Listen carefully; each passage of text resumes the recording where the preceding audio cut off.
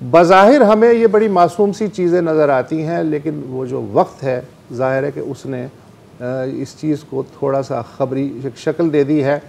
आपके ख़्याल में हमें इसको एक नॉर्मल सूरत हाल के तौर पे लेना चाहिए कि एक्ट है तो तरमीमें होती रहती हैं? दरअसल बात यह है कि वो बात वही आप वाली दुरुस्त है कि जैसे हालात हैं, इस हालात के अंदर एक नई चीज़ का इस तरह आ जाना, उससे बड़ी कंट्रोवर्सी होती है और बेशुमार बहस चल निकलती है। लेकिन इसकी तरफ मैं आने से पहले एक बड़ी अहम तरीन बात की तरफ आपकी तवज्जो दिलाना चाहता हूँ कि ये खराबी हमारे अंदर आई जब फील्ड मार्शल अयूब खान साहब ने मार्शल लॉ लगाया। जी। मैं एक बड़ी अहम बात आपको बताता हूँ, अयूब खान ने जब मार्शल लॉ लगाया तो उन्होंने एक मार्शल लॉ का ज़ाब्ता जारी किया, जिसमें उन्होंने कह दिया कि किसी हाई कोर्ट के पास इख्तियार नहीं होगा कि मार्शल लॉ के मैटर्स में उससे हमसे पूछ सकें।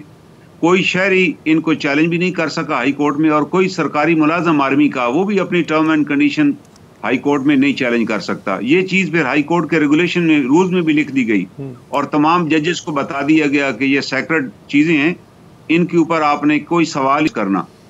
और जिसका नतीजा ये निकला कि कोई भी आर्मी अफसर जिसको सर्विस से निकाला जाता वो भी हाई कोर्ट में नहीं आ सकता था। बाद में जब अयूब खान साहब आ गए और उन्हें 56 का आइन को उसको उन्होंने खत्म कर दिया, उसमें ये दिया हुआ था कि every citizen can approach to the high court irrespective of the army अफसर, एनीथिंग कैन बी चैलेंज।